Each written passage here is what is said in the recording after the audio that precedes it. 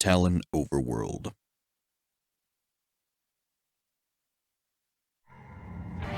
Welcome back to more Let's Play Metroid Prime. Last time, we went to Phendrana Drifts and found ourselves the boost ball. After that, we came all the way back to the start of the game to get the double jump and another missile expansion, as you can see. So now, as I talked about a bit last time, this is a part of the game where you don't get a whole lot of direction. Especially going from Phendrana all the way back here, the world now feels rather open. And there are a lot of places that you might try to go to and find that you can do some things, but you can't do everything there.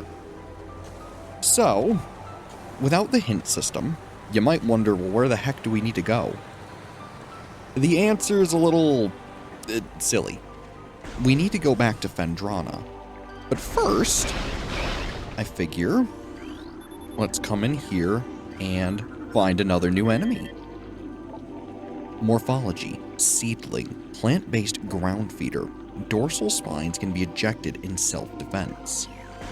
These little guys are a pretty basic enemy, and all they really do is shoot little needles at you that don't do a ton of damage.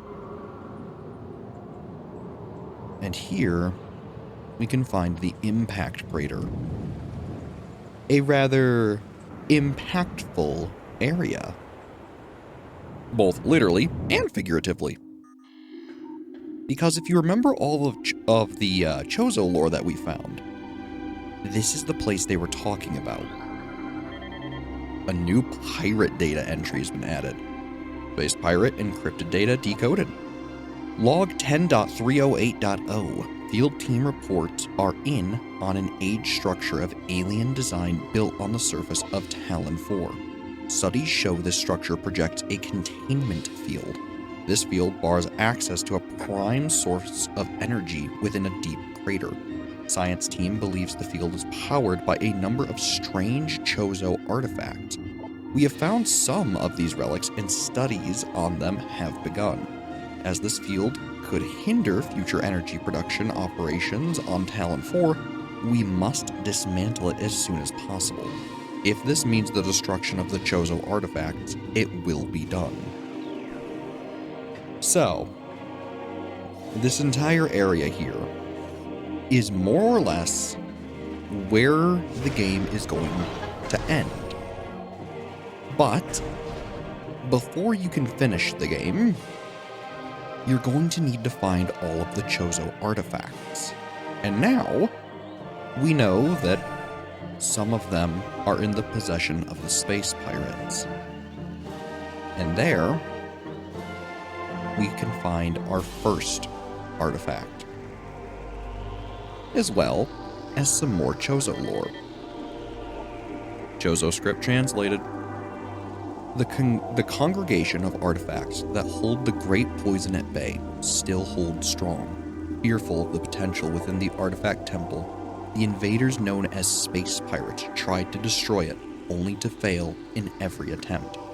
We scattered the artifacts across the planet for their protection, and only a few have fallen into invader hands. Failing to understand them, they now seek to unmake them. Again, they fail. They are right to fear these things. Great power sleeps inside them. Prophecy calls for their union, come the day that the unholy worm is met by the great defender. We can only hope the artifacts are not destroyed by the invader, for then all will be lost. So, we do what we can to preserve the artifacts, and to guide the newborn to them. Time wanes with our souls, yet hope remains. And if you remember some of the lore we've read, that newborn is none other than Samus. They knew she would be coming here at some point. And man, this is just one of those songs that I feel really sticks with you. This is a Chozo artifact. Collect it, then scan the totems here for clues on the locations of the remaining artifacts. Together, the artifacts will open a path to the center of the impact crater.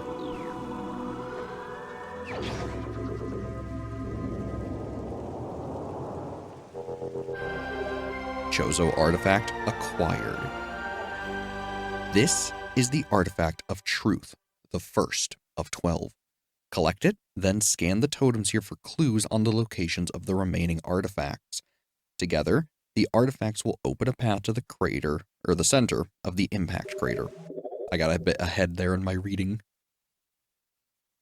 And so now, not only do we have pirate data, Chozo lore, creatures, research, but we have the final tab of of artifact, which starts with truth. As you can see, there are 12, like the game said. And should you check it, well, doesn't really do much. But now,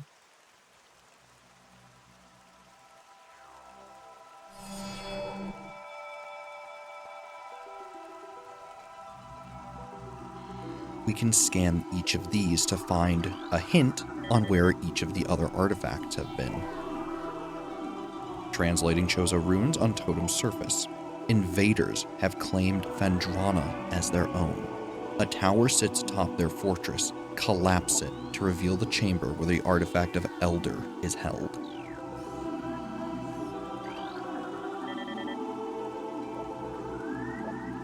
There is a tower within the ruins where light always shines. Move through the waters there to find the artifact of Life Giver. This one, notably, is missing, as so will a few of them be. A sun chamber high atop our ruined home became the nest of a great beast and a source of corruption. Many Chozo spirits have been drawn to this tainted place, release their bond to the world to claim the artifact of Wild.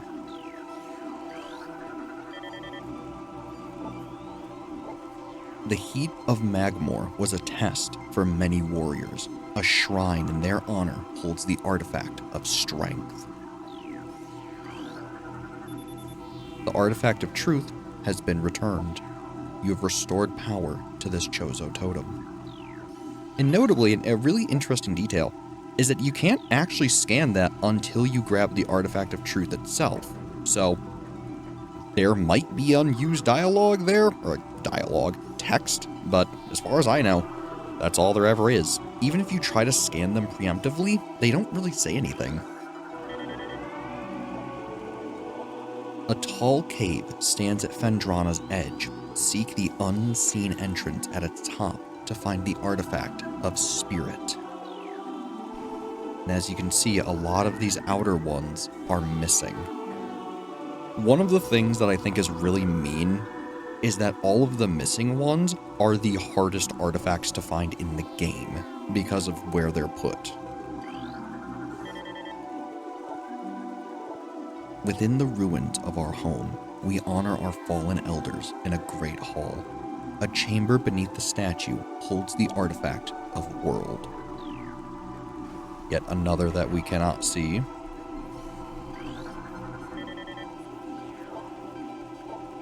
In one of Talon's far corners, a grove of life lies. Reveal the pillar beneath the waves to find the artifact of Chozo. Another one that we cannot read. And that's all of them. So in total, you have hints for most of the artifacts. You have a hint for Truth, Strength, Elder, Wild, Life Giver, Chozo, World, and Spirit. Otherwise, there are 4 hidden artifacts that you just have to stumble upon and hope you find. Some of these aren't that bad. A few of them, however, are insufferable. And honestly, they're some of the ones that really should have had hints. A good few of them you'll acquire naturally just through playing the game and exploring. that's a good thing. Some of them, a very specific one in my mind, is put in such a terrible location that frankly, I can't believe they put it there.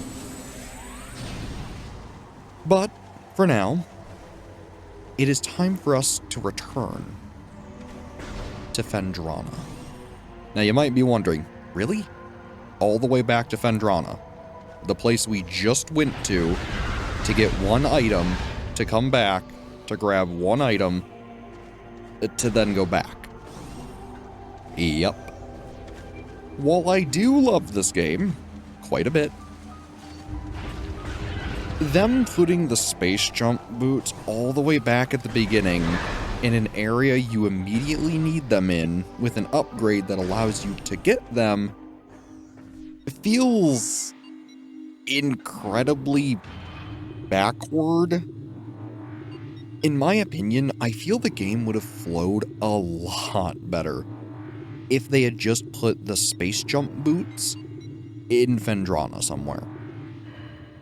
Because as we're going to see, a lot of the game is now going to be going through Phendrana properly now that we can jump twice.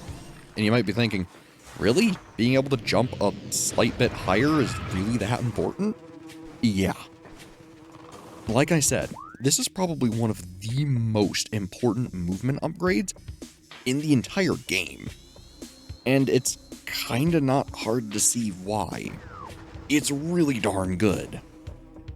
But, as we continue on our journey, I'll just have to continue to prove the point, won't I? After all talk and no game isn't exactly a great way of showing things off now, is it? Still, at this point, we have so much energy. Just tank your way back, get to Magmore, and you should be fine. Now the nice thing is that with the double jump, as you can see, we can maneuver through things incredibly well, better than we ever could before. And it makes traversing through these older areas much quicker than it ever was. So much so to the fact that you might even have a couple areas take a longer time to load because you're blitzing through areas as quickly as you are. So keep that in mind. After all, the game is a bit older at this point, and, well, for me, it's running on original hardware. So if ever the game decides it needs a little extra minute to load, well, so be it. Worst case, I'll just cut it out. Not a biggie, at least for you guys. And even for me, usually the longest it'll take is maybe a minute or two, and even then, if it does get stuck, like I showed you, you can just go back a room, come back, and it should fix itself. Otherwise, well, I guess I didn't scan this again. Magmore Cavern. I say again. Point is, I never scanned it. But hey, it's all good. Plus two, one other really nice benefit of having the double jump, effectively, is that when you get stuck in water, it is much easier to get out. Now, one big caveat I will warn you about the space jump. If you didn't initiate the jump yourself, i.e. if you just fall off of a platform, you will not be able to space jump. So you need to make sure if you want that second jump, that you're actually jumping. My guess is that it's something there to prevent you from cheesing a couple things, but I guess at the same time, I really don't know. Still, look how much easier it is to get around. It's a pretty phenomenal upgrade, and frankly, I'm so happy to have it. Admittedly, you spend more time in this game with the upgrade than you do without it. So, having gone this long without it, it's nice to finally have it back. And as you can see, even though I dropped into the lava there, or magma, it was quite easy to get back out with the double jump. Use one jump to get above the magma, and the second jump to reposition. It also is nice to have just because it helps you really make sure you're going to make a jump. Again, a bit redundant, but you get the idea. And in areas like this, you can just straight up skip entire sections of danger. It's probably one of the most impactful upgrades in the entire game, just for the sheer fact that you can maneuver so much, and it's such a direct gameplay influencer. Still, I've been going on and on about this upgrade, because frankly, it is really nice. But we're almost back to Phendrana, and seeing as we have the boost ball, one of the rooms coming up will actually have something for us that we couldn't have gotten before without the double jump. Specifically, this room right here. Now, another big thing too, I probably should mention, is each of these rooms, once you've been to them, have names.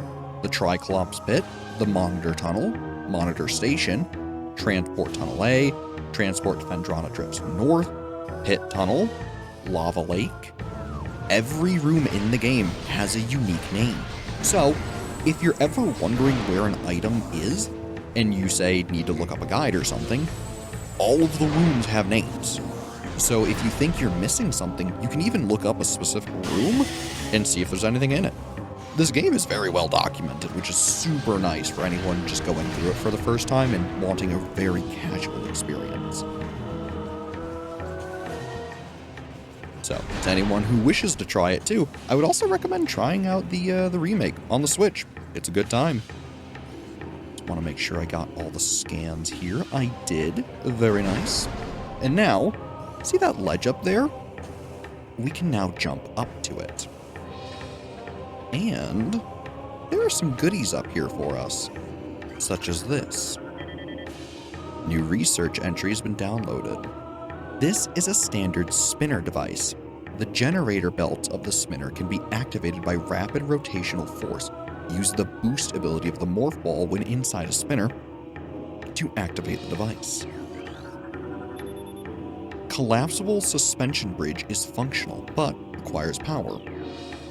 So, simply hop in, use the boost ball a few times, and you can open up a new way to go.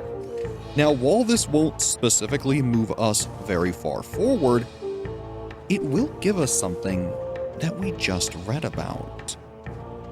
Remember how that Chozo lore said that this area was a place of training for Chozo? Inside here, we can get the Artifact of Strength. I won't exactly tell you that, but, well, here it is. Chozo artifact acquired. This is the Artifact of Strength, the second of 12. Each time you get one, it'll fill in another piece. Very convenient. Now, if you notice, there was something else here to scan. Bendesium portion of area unstable. Now that is very specifically referring to this little hatch here. We're going to need to come back with a future upgrade to get that. So in a normal playthrough, I like to wait to go into that room in order to get both items. Also too, this cave is so darn cool. Those big red gems, the opening out to the surface of the planet. Man, I love this game's art design. And overall level design too. But, like I was saying, normally I like to wait to get the Artifact of Strength, just so that way I have a future upgrade that'll allow me to get everything in that room, so I don't have to forget about coming back there. It's not a big deal if you go there now, you just need to remember that, hey, I have to go back there later in order to get the item that we technically missed. And I say technically, because really you didn't miss it, you just couldn't get it yet, so a bit of semantics going on, but you get the idea. Get rid of those pesky turrets, which honestly, they do so much damage, so I would recommend being careful around them. Also again, be careful not to play too sloppy and lose too much health. After all, we are going to need it. And see now, sections like this are a cinch with the boost ball. Unfortunately, the boost ball doesn't really help in verticality, but it does still help in mobility with the morph ball. So, it's another very nice upgrade. And I know a lot of this episode has been backtracking, but it was at least backtracking for a purpose. I was trying to figure out which words I wanted to use there. Originally, I was going to say backtracking with benefits, which technically isn't incorrect. But hey, that's just how every single Metroid game plays. Go one way, find you can't progress, use something new you found, and go back to places you think you can use that item. It's a pretty tried and true formula, and admittedly, I think that's what helped the longevity of these games. They can be incredibly short and are actually meant to be speedran, even by casual players. But, as you can see, with all of our nice upgrades, we can get back up here incredibly easy. And from here, we can get over to new locations we couldn't reach before. Another thing I wish to note is right here. This cordite statue is worn and weathered. Scan indicates the presence of a power conduit behind the statue. Something to keep in mind for later. Admittedly, I want to say out of all the areas in the game, ow, this bamboo is quite annoying. I want to say Phendrana. Can you stop? Rude little bamboo. Anyways, back to what I was saying. Phendrana has, I want to say easily, the most items out of any other area in the game. So, expect to spend a fair bit of time here, especially because a lot of the upgrades are going to be acquired later, and we're going to be using Phendrana as another big in-between area, somewhat similar to how we use Magmore. Otherwise, I believe there's a new enemy right here. Yes, you. A new creature. Morphology, ice parasite, scavenger with a crystalline outer shell. Parasites are hardy creatures, able to adapt to any environment within 3 generations. The ice parasite is a prime example. Having adjusted to a frigid climate, this vermin now thrives in it. Omnivorous, it can exist in areas hostile to most life forms. I was going to say omnivorous, which I guess isn't the worst way to pronounce it, but it's not quite the intended way now, is it? Otherwise, much like their other crystalline brothers, they are quite weak to concussive weaponry, i.e. missiles.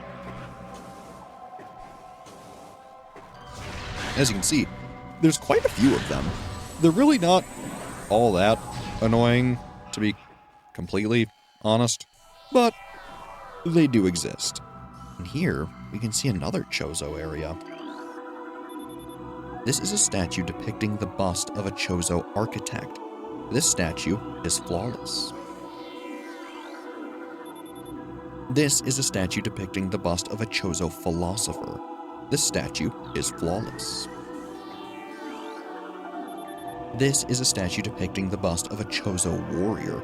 This statue is flawless.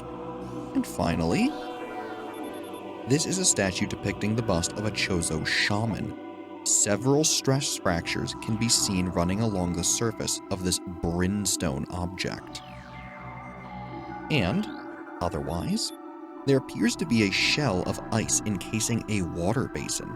The water originated from the statue's mouth. The statue's hands seem to be frozen in place. So yeah, cold water and a frozen statue. As you might imagine, we're going to need to come back here with, you guessed it, heat. So, it's going to be quite some time before we have heat available to us. Still, it's something to note. Let's see what's through here. Ooh.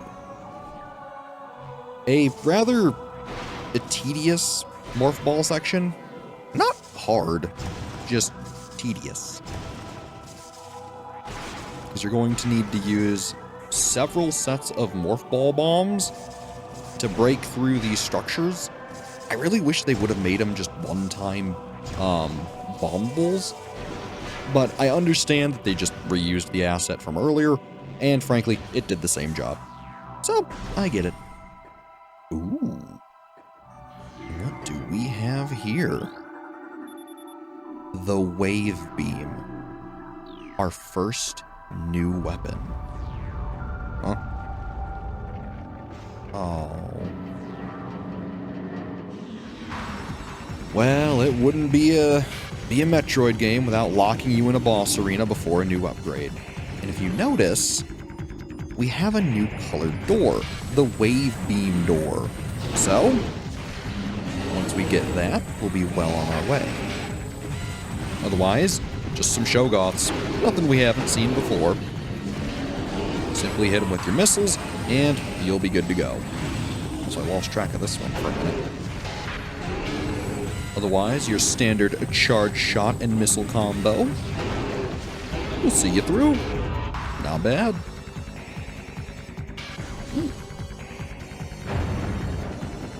But you didn't think that was the only thing here, right? So, we have a new enemy. Morphology Sheegoth, supreme predator of the Phendrana Drifts. Sheegoths are invulnerable to most beam weapons. The crystals on their back absorb energy, which they can fire at prey. Sheegoths have poor stamina. They hyperventilate after using their breath attack, making their mouth area vulnerable. The soft underbelly of a Sheegoth is susceptible to concussive blasts. In battle, they expel blasts of frigid gas to ensnare their targets. They are also fond of ramming and trampling their hapless prey.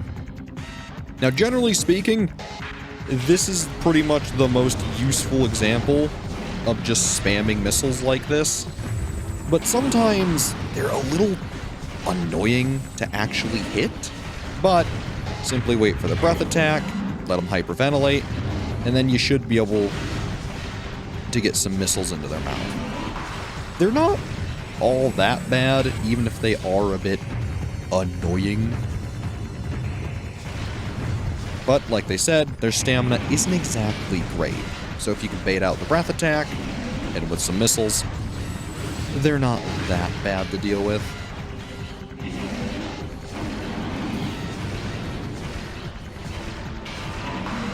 And then the other big thing too that they mentioned was that they have a soft underbelly, which is weak to concussive blasts.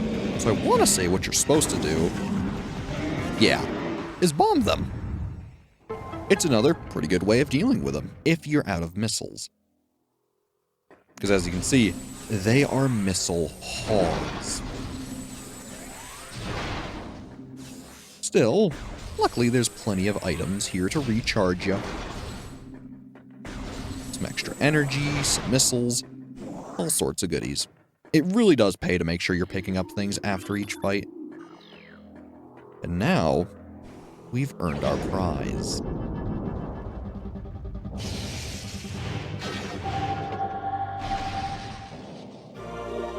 Hello, Wave Beam. Press C to the right to switch to the Wave Beam. Use this weapon to open purple doors. Additional data is also downloaded. So, let's give it a read. The Wave Beam fires powerful electric bolts. This weapon has a limited homing capability as well. Press C right to select the Wave Beam as your active weapon. Samus's notes: fire the Wave Beam to open purple doors. The Wave Beam won't home in on targets without a lock-on. Press and hold the left bumper to lock on. Charge the Wave Beam to fire a fierce electric blast. Enemies struck by this blast will be enveloped in electrical energy for a few moments. Which is to say, it will stun them. So, true to its name, the Wave Beam fires literal waves of electricity. It's a pretty darn good weapon, and frankly, we're going to be using it a fair bit. Now notably, although its damage is pretty high, it has one glaring weakness. It's not nearly as quick to fire as the Power Beam. But, as you can see, it has benefits to it. A homing attack, it can defeat Bomboos, and it's frankly pretty darn powerful with a charge shot. So, with all that in mind, this is a rather fierce weapon. And Ironically, with the wave beam acquired, we now need to backtrack again. This is why I kind of complained earlier that really the space jump boots should have been here, because it would have saved you an entire sequence of backtracking. Oh well. Because at this point, there's not really too much here we can do. We can go up this way, but there's another big upgrade you're really going to want now that you have the wave beam. Actually, wait. Give me a moment. Alright, good. With you gone, I've considered things. We won't be able to get the item I'm thinking of right yet, because there's actually one other thing we need instead. That's also why I panned over here, because I remembered that's where we need to go next. But you get the idea. We're going to need to backtrack again, not very long from now, to get another item back where we just were. So, it's a little goofy. But at least on the next backtrack, we'll have some other upgrades in addition to the wave beam, which will allow us to get a bunch of extra items at the very least. So while it is a bit of a pain, and we will eventually have to backtrack, now isn't the time that we want to do that, because there actually isn't anything we can really get yet. I was just getting a little ahead of myself in my head. Still, at the very least, these enemies aren't all that hard to beat. Now, with our nifty new double jump and wave beam, we can actually progress in Phendrana Drifts, which is quite nice. Using the double jump, get rid of the little crystal guys. I always forget their names, but I just always call them the little cone heads. There you go, buddy. But now, we can get up here and knock this down. A rather nice, well, I would say shortcut, but frankly, it's more meant as a way to progress over here. Hello, Shriek Bats. And in fact, I gotta remember those are there, because I believe that's a new variant. And in there, we can see a new item. One that I don't believe the game is going to let us scan yet. Which, very fair. The ice covering this opening can be melted with extreme heat. So yeah, yet another area we cannot yet access. They're gonna tease you a lot with that. And while it is annoying, well, not much you can do about it, now is there? Ah, this room. If you listen here, there's an item to our right. I believe it is up through this little thing. A one-way access hatch. Entry point lies elsewhere. So, now that we know what these are, roll into the water? No. It's not quite correct. Simply use your boost ball to open these water hatches. With those open, we should be able to come over here, go into this one right here, and open the other hatch. And now, that lights up. Jumping up here, use your morph ball, hop on in, and water will start pouring down. This is going to raise the water level of this area and those platforms we were jumping on. This now means we can platform across, or slip directly into the water, which, hey, to be fair, it is icy. So, yeah, maybe don't move quite so quickly, because if you do, well, it's going to take a while for this to undo itself. Not that it's terrible, but still, it's a little annoying. At the very least, it's a quick trip back up, like so. There we are. And now I guess I'll move a little slower so that way we don't slip off again. And to be fair, you've seen me slip off of a couple things. Sometimes Samus's movement is a little tricky to get down. It feels good, but it's also really easy to just jump and not quite make it. But we want to come down here rather than progress, because there's an energy tank in here. I can't tell you how many times I have forgotten to come in here and grab that because I just forget that this is actually here.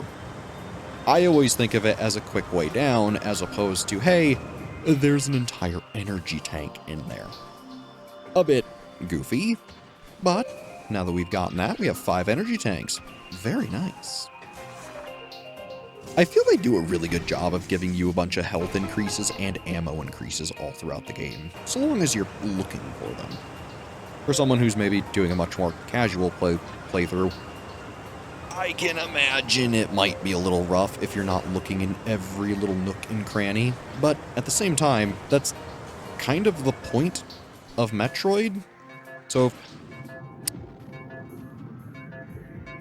if you're paying attention and not dropping down into the water like me, you can make a lot more progress.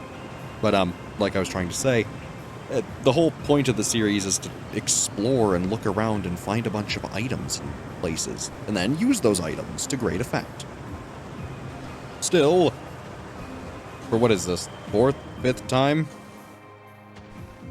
Let's come on up here. Jump in with the morph ball. And I tell you, by the end of this, you're going to be sick of seeing this animation. But once we finally come up here and do things correctly, we'll be able to progress the game. There we go. Hop up here. Don't slip and fall. Jump over this way. And from here, you can make your way on up pretty darn easy. Nothing to it. If you actually slow down and pay attention. And jumps like these, although they look way too far, are actually quite accessible. And speaking of, there's a nice little save station, which will be the end of the episode.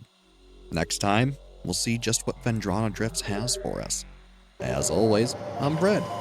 Thanks for watching, and have a good one.